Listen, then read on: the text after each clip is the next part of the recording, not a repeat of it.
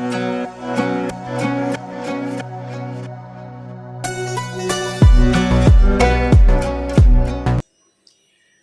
Friends, Shri Swami Samarth. तर आपल्या Sayali lifestyle चॅनलमध्ये आणि आजच्या नवीन अशा छानशा व्हिडिओमध्ये मी सायली तुम्हा सर्वांचं मनापासून स्वागत करते. तर कसे आहात तुम्ही? नक्की मस्त आणि मजेत असणार आहेत. आणि सगळ्यात आधी गुड मॉर्निंग. तर चला आता आपण आपल्या आजच्या छानशा व्हिडिओला सुरुवात करूयात. आणि आज आहे मार्गशीर्ष गुरुवार. तर मार्गशीर्ष गुरुवारचा चौथा गुरुवार आहे ॲक्च्युली हा. तर चौथ्या गुरुवारच्या तुम्हा सगळ्यांना खूप खूप खूप शुभेच्छा. तुमची सगळी मनोकामना पूर्ण हो, तुमच्या घरात सुख शांती समृद्धी नांदो हीच ईश्वरचरणी प्रार्थना. तर पुन्हा एकदा मार्गशीर्ष गुरुवारच्या तुम्हा सगळ्यांना मनापासून शुभेच्छा. चला मग आता पूजा करायची आहे मला. ॲक्च्युली घरातली सगळी कामं आवरून झालेली आहे. स्वयंपाक तर बऱ्याच जणांना माहीत आहे, तरीसुद्धा सांगते की श्रीच्या पप्पांचा टिफिन लवकर असतो, त्यामुळे माझा स्वयंपाक लवकर होत असतो. तर स्वयंपाक झालेला आहे, श्री स्कूलला गेलेला आहे आणि तो स्कूलला गेल्यानंतर मी पटपट पोछा वगैरे मारून पूजेची मांडणी करून घेतलेली आहे आणि मी आता रेडी झालेली आहे. तर बघा, ही साडी घातलेली आहे मी. सिंपल असा मेकअप केलेला आहे. ॲक्च्युली ना मला साडी घालायला खूप आवडतं आणि असं सण किंवा उपवास असला ना तर खूप प्रसन्न पण वाटतं, छान पण वाटतं. त्यामुळे मग मी जेव्हा शक्य असेल तेव्हा तर साडी नक्कीच घालतच असते, कारण मला स्वतःलाच खूप आवडते. पण कधी कधी काही कारणास्तव घालता येत नाही, तरीसुद्धा प्रत्येक सण असो उपवास असो त्यासाठी मी टाईम काढतच असते. कस्टमरच्या कामापासून म्हणा कसं सगळं म्हणून थोडा तरी टाईम हा स्वतःसाठी काढतच असते. कारण की घरामध्ये पूजा वगैरे व्यवस्थित करणं, आपण जर का स्वतःच छान रेडी झालो तर आपल्याला सुद्धा छान वाटतं, पूजा करण्यामध्ये इंटरेस्ट येतो आणि घरात सुद्धा प्रसन्न वातावरण राहतं. सो त्यामुळे तुम्ही सुद्धा छान असे रेडी होऊन नक्कीच पूजा करत नसाल तर नक्कीच करावी असं मला तरी वाटते. की छान रेडी झालं की सगळं छान वाटतं आणि प्रसन्न वाटतं. सो एकदम मनापासून छान अशी पूजा होते. सो बघा मग मी रेडी झालेली आहे. सिंपल अशी साडी घातलेली आहे. ॲक्च्युली तुम्हाला माहीत असेल ह्या साड्या तेव्हा निघाल्या होत्या. बघा याचा पदर अशा कलरचा आहे आणि खाली पूर्ण स्किन आहे आणि त्याला वर्क सुद्धा केलेलं आहे. तर बघा मग अशी ही साडी आहे, तर ही मी घातलेली आहे. आणि आता मी इथे पूजेची मांडणी सुद्धा करून घेतलेली आहे. तर पूजेची मांडणी कशी केलेली आहे तर हे मी तुम्हाला दाखवते आणि त्यानंतर मग मी पूजेला सुरुवात करते. ठीक आहे, चला मग आता मी पुढे कंटिन्यू करते. तर बघा इथे ठेवलेली आहे समई आणि इथे छोटासा दिवा ठेवलेला आहे, ताट रेडी करून घेतलेला आहे. आणि इथे सुद्धा बघा कलश भरलेला आहे.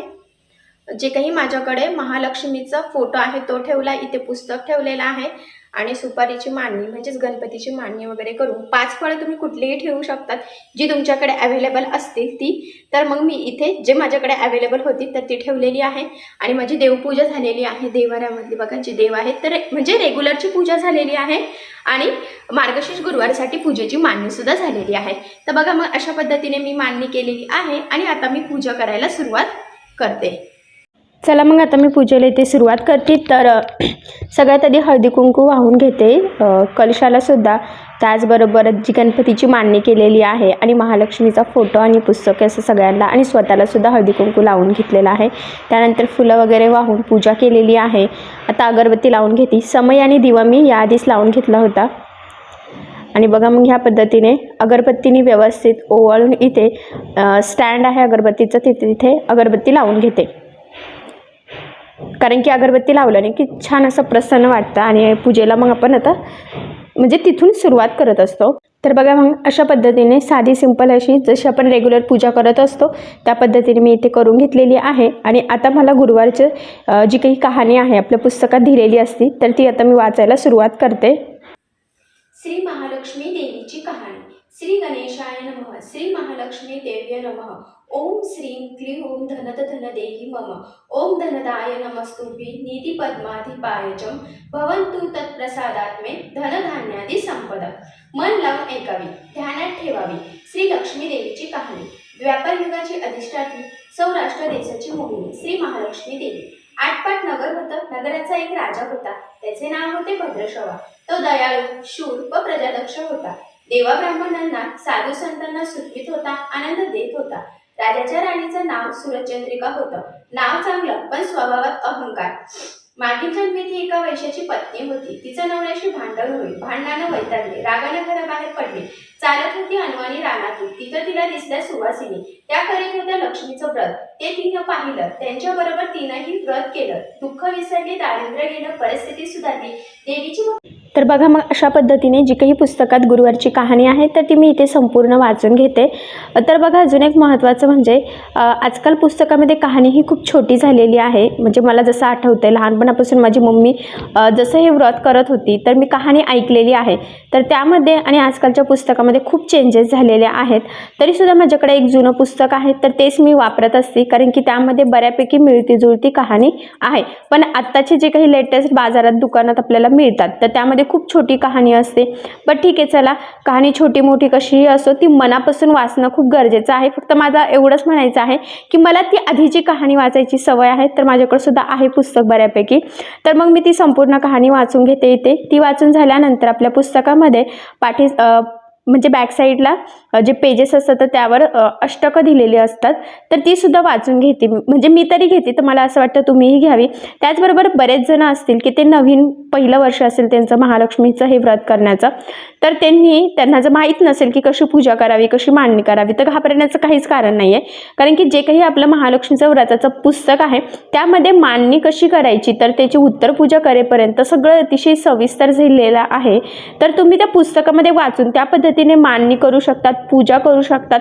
एवढंच नाही तर उत्तर पूजासुद्धा करू शकतात. सो जर तुम्ही कोणी नवीन असाल तर नक्कीच त्या पद्धतीने मग तुम्ही पूजा करू शकता. घाबरण्याचं काही कारण नाही आहे. आणि खरंच हे व्रत केलं ना म्हणजे चांगलं असतं. तर जर तुम्ही कोणी नवीन बघत असाल व्हिडिओ आणि तुम्हाला माहीत नसेल तर मला असं वाटतं की तुम्ही नक्कीच हे व्रत करावं. तर बघा मग माझी संपूर्ण इथे कहाणी वाचून झालेली आहे.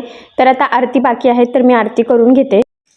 सुख करता दुःख हरता वार्ता विघ्नाची, नुरवी पूर्वी प्रेम कृपा जयाची, सर्वांगी सुंदर सिंदुराची, कंठी झळके मानुता फळांची.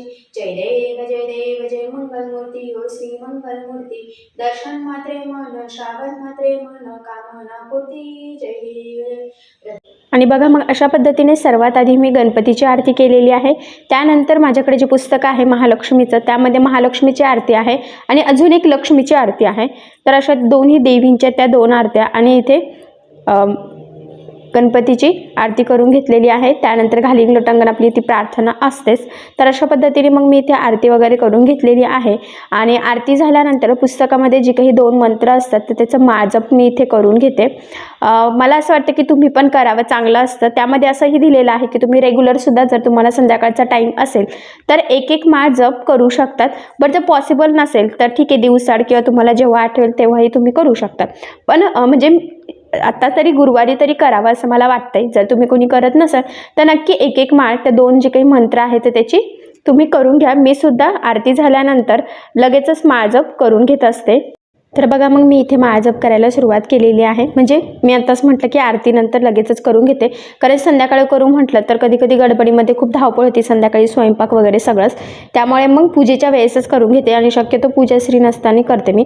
तरी ठीक आहे, चला मागच्या गुरुवारी तर त्याला सुट्टीच होती, ह्या गुरुवारी तो स्कूलला गेलेला आहे. सो मग तो स्कूलवरून येण्याच्या आधीच मी पूजा वगैरे सगळंच इथे आवरून घेत आहे. तर बघा मग आता दोन्ही पण मंत्र एक माळ मी इथे जप करते, म्हणजेच 108 वेळेस एक मंत्र. तर अशा पद्धतीने मग मी इथे दोन्ही पण मंत्रांची माळजप करून घेतलेली आहे. तर बघा मग माझी संपूर्ण इथे गुरुवारची कहाणी वगैरे वाचून गुरुवारची जी काही मार्गशीर्ष महिन्याची पूजा होती तर ती करून झालेली आहे. तुम्ही इथे बघू शकता, हे बघा इथे पूजा मांडलेली होती मी. तर बघा सगळी पूजा झालेली आहे. मला जे जे काही म्हणजे कहाणी वाचायची होती, आरती वगैरे सगळं झालेलं आहे. आणि आता बराचसा टाईम झालेला आहे, 11:15 वाजत आलेले आहे ॲक्च्युली. आणि श्री आता स्कूलवरून येण्याचा टाईम म्हणजे अजून अर्धा पाऊण तास आहे. बट तरीसुद्धा मला अजून बाकीचं बरंचसं आवडायचं आहे. सो चला मग इन शॉर्टमध्ये मी तुमच्यासोबत शेअर केलेलं आहे की मी गुरुवारची पूजा वगैरे कशी करते, म्हणजे जरा रुटीन कसं असतं तर ते. त्याचबरोबर आता बघा साडी घातलेली होती, आता मी पटकन साडी काढून ठेवणार आहे. आणि मग श्री आला की घरातलं बरंच बरंचसं आवरायचं आहे, त्यानंतर दुपारी तो झोपतो, सो मी पण झोपते. तर माझी झोप वगैरे झाल्यानंतर उठल्यावर मला कस्टमरचं अर्जंट आज काम आहे, तर ते कंप्लीट करायचं आहे. तर 5 ते 6 कुर्तीज आहे, काही यांना स्लीव्ज लावायची आहे, काही फक्त अल्टर करायचे आहे आणि काही स्लीवलेस आहे तर ते तशाच ठेवायचे आहे, म्हणजे 2-3 पॅटर्नमध्ये आहे. सो ह्या सगळ्या कुर्तीज आज मला अल्टर करायच्या आहेत. तर बघा आज गुरुवार आहे, ॲक्च्युली आज ठरवलं होतं की जास्त काही काम करणार नाही, बट ठीक आहे, तो ऑप्शन नाही आहे. कस्टमर इथला आहे, रेग्युलरचा आहे आणि कस्टमर आल्यावर त्याला नाही कसं म्हणणार ना. तर म्हटलं ठीक आहे, चला आता ते संध्याकाळपर्यंत द्यायचं आहे, म्हणजे 8-9ला दिले ना तरीसुद्धा चालणार आहे, जवळच राहतात सोसायटीमध्ये त्यामुळे. तर बघा मग आता झोप वगैरे झालं, मी ते अल्टर करणार आहे आणि अल्टर करता करता तुमच्यासोबत काही टिप्स अँड ट्रिक्स शेअर करते की तुम्ही त्या कुठल्या यूज केल्या पाहिजे. कारण की ज्यावेळेस रेडीमेड कुर्ती असते त्यावेळेस त्याचा मुंडा हा वेगळा असतो, प्रत्येक ब्रँडनुसार वेगवेगळा असतो. मग तो कसा फिटिंग करायचा, तो कसा मोजायचा, आणि बऱ्याचदा स्लीव्ज वगैरे लावताना पण आपल्याला बराचसा प्रॉब्लेम येतो. सो कशा पद्धतीने स्लीव्ज कटिंग केली पाहिजे, कशी लावली पाहिजे, तर हे सगळं मी तुमच्यासोबत एकदम डिटेलमध्ये शेअर करणार आहे. ठीक आहे, चला मग मी आता साडी काढून ठेवते, पुढचं माझं काम आवडते आणि श्री आला की संध्याकाळी जेव्हा मी कुर्ती अल्टर करते तर ते तुमच्यासोबत मी शेअर करते. ठीक आहे, चला मग आता मी पुढे कंटिन्यू करते. आणि आजची पूजा वगैरे कसं वाटला, माझा आजचा जो काही लुक होता, माझी साडी कशी वाटली, तर ते मला कमेंट करून तुम्ही नक्कीच कळवा, मी तुमच्या कमेंटची नक्कीच वाट बघेल. ठीक आहे, चला मग आता पुढचं मी माझं रुटीन तुमच्यासोबत कंटिन्यू करते. चला तर मग आता मी इथे अल्टरला बसलेली आहे. तर सगळे कुर्तीज मी इथे काढून घेतलेली आहे बघा. तर 1 बाय 1 तुम्हाला दाखवते बघा. ही एक आहे, छान असं वर्क आहे, त्यावर खूपच एम्ब्रॉयडरी वर्क आहे बघा, पूर्णच 3/4 स्लीव्ज आहे याच्या. तर ही अल्टर करायची. त्यानंतर बघा ही पण एक आहे, स्लीवलेस नाही आहे, ती 3/4च आहे, स्ट्रेचेबल थोडीशी, ही सुद्धा 3/4 आहे. आणि बघा हे एक आहे, ही स्लीवलेस, याला स्लीव्ज पण लावायचे आहेत. आणि ही सुद्धा बघा एक. तर अशा पद्धतीने मग 4 ते 5 कुर्तीज आहे आणि ह्या सगळ्या मला अल्टर करायच्या आहे 1 बाय 1. तर सगळ्यांचे मी ऑलरेडी मार्किंग करून ठेवलेले आहे आणि म्हणजे कसं मार्किंग केलं की पटपट होतात. आता चला मी सगळ्या कुर्तीला मॅचिंग धागेसुद्धा वरती काढून घेते, म्हणजे एकदा काढले की टेन्शन राहणार नाही असं. बॉबिन पण तुम्ही भरून ठेवू शकतात, बट आता चला मी 1 बाय 1 जी भरलेली आहे तर ती यूज करते. जी नसेल मॅच होत तर ती आता मग भरून घेते, काही ऑप्शन नाही माझ्याकडे. पण आता सगळे धागे तरी मी सोबतच इथे काढून ठेवते. आणि मी आत्ताच म्हटलं की सगळ्या कुर्तीची मी मार्किंग ऑलरेडी घेतलेली आहे, कारण की मग कसं आधीच मार्किंग केलं की मग नंतरचं काम पटपट होतं, नंतर फक्त टिपा माराव्या लागतील मला. सो त्यामुळे चला मग आता मी पटापट 1 बाय 1 इथे अल्टर करून घेते. चला तर बघा मग आता मी ही जी काही कुर्ती आहे तर ही उलटी करते. आणि लक्षात राहू द्या की प्रत्येक कुर्तीचं ब्रँडनुसार, पॅटर्ननुसार त्याचा जो काही मुंडा आहे तर हा वेगवेगळा असतो. त्यामुळे मग ज्यावेळेस तुम्ही कुर्तीची मार्किंग करणार आहेत, जेव्हा म्हणजे तुम्हाला कुर्ती अल्टर करायची असते त्यावेळेस मुंड्याचं मापसुद्धा मोजून त्याची मार्किंग करून घ्यायची. म्हणजे मुंड्याचं माप, छातीचं, कमरेचं, सीटघेर हे सगळं मॅच करायचं आहे, त्याचबरोबर दंडघेरसुद्धा. तर बघा आता मी बऱ्याचदा काय करते की एक साईडने टिप मारली की त्याच्या शेजारी अर्धा इंच मार्जिन ठेवून अजून एक टिप कस्टमरला मारूनच देते असते, म्हणजे एक्स्ट्राची राहू देते. कसं त्यांना जर कधी वाटलं लूज टाईट तर ते ओपन करू शकता, पुन्हा त्यांना छोट्या छोट्या कामासाठी टेलरकडे जावं लागेल.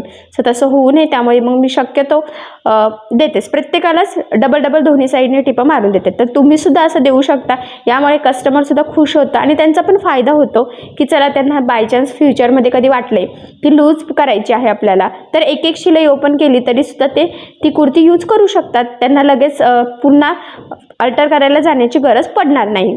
मग त्यांना आठवेल की चला कोणाकडे अल्टर केलेले आहे, म्हणजे पुन्हा कुठलंही काम असेल तर ते नक्कीच तुमच्याकडे येतील. सो त्यामुळे मग ही ट्रिक तुम्ही वापरू शकता.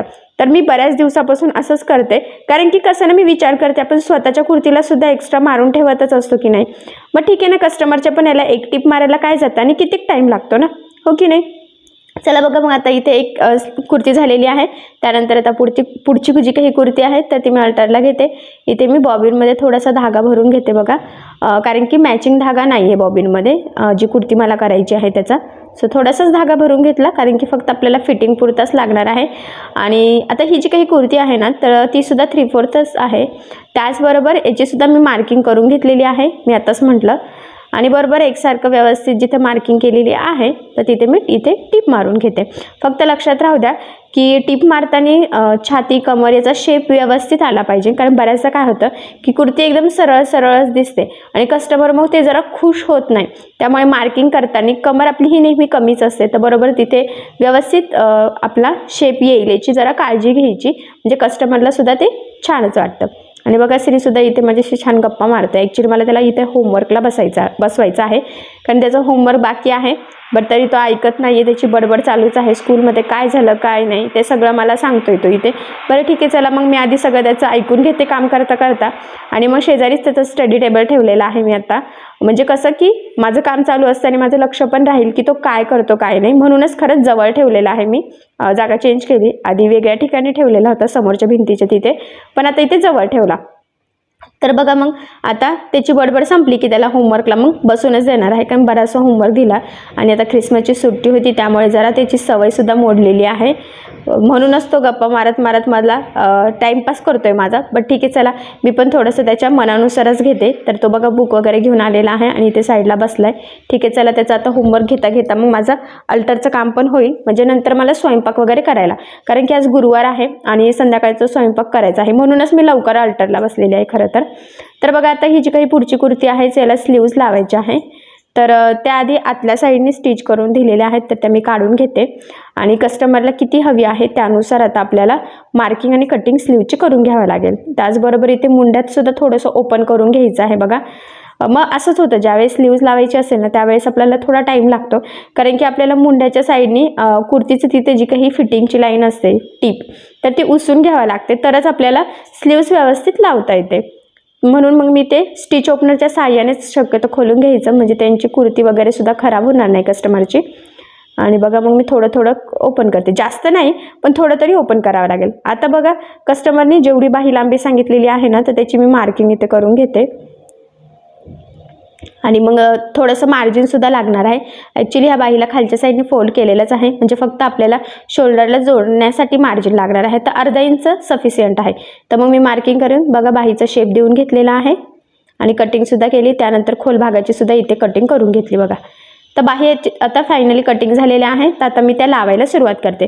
तर बघा असं ब्लाऊजला कसं आपण नाही का आतल्या साईडनी बाही लावत असतो, म्हणजे ब्लाऊज उलटा असतो त्यावर स्लीवसुद्धा आपण उलटी ठेवतो, किंवा ब्लाऊज सरळ आणि त्यावर स्लीव्ज उलटी ठेवतो. तर इथे तसं करता येत नाही आपल्याला कुर्तीजला, कारण की ऑलरेडी फिनिशिंग सहित त्यांनी मस्त असं आपलं शोल्डर दिलेलं असतं. त्यामुळे मग काय करायचं की आतून डायरेक्ट ती लावायची, म्हणजे कुर्ती पण सरळ ठेवायची आणि बाहीसुद्धा. बऱ्याचशा कमेंट्स होत्या की बाही कशी जोडायची वगैरे, कारण की बऱ्याचदा आपल्या शोल्डरला पायपिंग वगैरे केलेली असते, मग बाही जोडली की ती पायपिंग जाते, तर ती पायपिंग जाऊ द्यायची नाही. ती बरोबर आतल्या साईडनी बाही आतमध्ये असं फोल्ड करून लगेच टिप मारून घ्यायची आहे, आणि त्याच्या शेजारी अजून एक टिप मारायची, म्हणजे ते वरती तरंगल्यासारखं दिसणार नाही आणि बाही प्रॉपर अशी फिनिशिंग सहित लागली जाईल. तर बघा मग मी इथे व्यवस्थित डबल टिप देऊन घेत आहे. तर मी तुम्हाला दाखवतेच कशी झालेली आहे. तर बघा इथे प्रॉपर अशी इथे बाही आपली जोडली गेलेली आहे. सेम आता त्याच पद्धतीने दुसऱ्या साईडची बाहीसुद्धा इथे मी जोडून घेते. मी पुन्हा सांगेल, ती फक्त इझिली आपल्याला आतल्या साईडने ठेवायची आहे. ब्लाऊज किंवा ड्रेस शिवताना आपण जसं बघा खालचा पोर्शन सरळ ठेवतो आणि बाही उलटी ठेवतो, तर तसं करायचं नाही आहे. बाही फक्त आतमध्ये टाकून आपल्याला ती सरळच ठेवायची आहे आणि तशीच टिप मारत मारत जोडून घ्यायची. फक्त मार्जिन वगैरे व्यवस्थित बघायचं आहे, कारण बऱ्याचदा काय होतं आपण टिप मारतो आणि बाहीवर आतल्या साईडने ती टीप जातच नाही, सो तसं होऊ देऊ नका. आणि त्याच्या शेजारून अजून एक दाब टीपसारखी टीप मारून घ्यायची, म्हणजे स्लीव्ज व्यवस्थित पॅक होते, वरती तरंगल्यासारखं होत नाही, लुक वगैरे छान येतं. कारण की शोल्डरला ऑलरेडी जर पायपिंग असेल तर मग ती बाही व्यवस्थित तिथे दिसत नाही, त्यामुळे मग त्याच्या शेजारी अजून एक टीप मारली की छान प्रॉपर असं ते रेडी होतं. तर बघा मग आता दोन्ही स्लीव जोडून झालेल्या आहे आणि आता मी त्यांचं जे काही मुंड्याचं माप वगैरे होतं तर ते चेक करून घेते आणि बरोबर मग मला तेवढी इथे मार्किंग करायला, दंडगेरसुद्धा किती होता तर त्यावेळी मी इथे मार्किंग करून घेते बघा. आणि बरोबर मग त्याच लेवलमध्ये आपण इथे टीप मारून घेणार आहोत, कारण की यांचं म्हणजे ही जी काही कुर्ती आहे ना याचा मुंडा बरोबर आहे, तर मग आपल्याला जी काही दंडघेर आहे तर तो मुंड्याला मॅच होईल अशाच पद्धतीने टीप मारून घ्यायची आहे. तर दोन्ही पण साईडच्या दंडघेरची मी इथे मार्किंग करून घेतलेली आहे आणि आता बरोबर स्ट्रेट लाईन येईल त्या पद्धतीने इथे टीप मारून घेते. तर बघा मग इथून व्यवस्थित एकसारखा पकडायचा. ॲक्च्युली मार्जिन काही जास्त उरलेलं नाही आहे, बट ठीक आहे, चला बरोबर त्या लाईनला मी इथे मॅच करत टीप मारून घेतलेली आहे. आणि मी आताच म्हटलं की डबल टिप शक्यतो, तर मी अजून एक त्याच्या जवळून एक टीप मारून देते, म्हणजे कस्टमरला टाईट लूज वाटलं की त्यानुसार ते करू शकेल यासाठी. ठीक आहे, सेम त्याच पद्धतीने बघा दुसऱ्या साईडचं सुद्धा इथे बरोबर त्याच मार्किंगवर मी इथे सरळ अशी टीप मारते म्हणजे ॲक्च्युली सरळ टीप जात नव्हती, कारण की जेवढा मुंडा आहे तेवढा आपल्याला ठेवायचा होता. तर कशा पद्धतीने टीप मारली तर ते मी तुम्हाला दाखवते. थांबा, पूर्ण टीप मारून झाली की म्हणजे तुमच्यासुद्धा ते लक्षात येईल. तर बघा, मग इथे 2-2 टिपा ते मी मारून घेतलेल्या आहे. आणि आता तुम्हाला एक ना मी चॉकने मार्किंग करून दाखवते, म्हणजे तुमच्या लक्षात येईल. हे बघा, तर अशा पद्धतीने मी टीप मारून घेतलेली आहे. तर फायनली स्लीव्ज लावून झाल्या आणि फिटिंगसुद्धा झालेली आहे. मुंड्यातले जॉईंट वगैरे प्रॉपर सरळसुद्धा आलेले आहे. ठीक आहे. तर बघा, आता ही कुर्तीसुद्धा झालेली आहे. चला मग आता जे काही 1-2 बाकी आहेत तर त्यासुद्धा मी आता इथे अल्टर करून घेते. आणि हे बघा, फायनली माझ्या सगळ्या कुर्तीज इथे अल्टर झालेल्या आहेत. तर त्या किती वगैरे आहेत तर मी तुम्हाला दाखवते. ॲक्च्युली मी ते घड्या वगैरे घालून व्यवस्थित ठेवलेले आहे, म्हणजे मला ते कस्टमरला द्यायला. तर बघा, मग इकडे टोटल 4 कुर्तीज आणि इकडे 1, तशात 5 कुर्तीज मी इथे अल्टर करून घेतलेल्या आहे. आणि आता मी कस्टमरला फोन करते, म्हणजे ते घ्यायला येतील. ठीक आहे. चला, आता मला स्वयंपाकाला सुद्धा लागायचं आहे, पण आता ते काही मी शूट वगैरे करत नाही, कारण की ऑलरेडी आज खूप थकल्यासारखं झालेलं आहे. सो पटपट स्वयंपाक करून घेते, कारण की उपवाससुद्धा आहे आज. आणि चला मग आता आपण आपला आजचा व्हिडिओ इथेच थांबूयात. आणि टॉप्स म्हणजे कुर्तीज अल्टर करताना ज्या काही टिप्स सांगितल्या तर त्या नक्कीच फॉलो करा. आय होप सो त्या नक्कीच तुम्हाला त्याचा फायदा होईल असं मला तरी वाटते. ठीक आहे. चला मग, तुम्हाला आपला आजचा व्हिडिओ कसा वाटला, माझा आजचा लूक कसा वाटला, आणि इन शॉर्टमध्ये आजचं जे काही रुटीन होतं तर ते मी तुमच्यासोबत शेअर केलेलं आहे. सो तुम्हाला आपला आजचा व्हिडिओ कसा वाटला हे मला कमेंट करून नक्की कळवा. त्याचबरोबर आपला व्हिडिओ आवडला असेल तर व्हिडिओला लाईक करायला विसरू नका. आणि असेच नवनवीन छानसे व्हिडिओज बघण्यासाठी आपल्या सायली लाईफस्टाईल चॅनलला लाईक करा, शेअर करा आणि सबस्क्राईब करायला विसरू नका. ठीक आहे. चला तर मग भेटूया पुन्हा नवीन अशा छानशा व्हिडिओमध्ये. तोपर्यंत टेक केअर, काळजी घ्या. Okay, bye bye.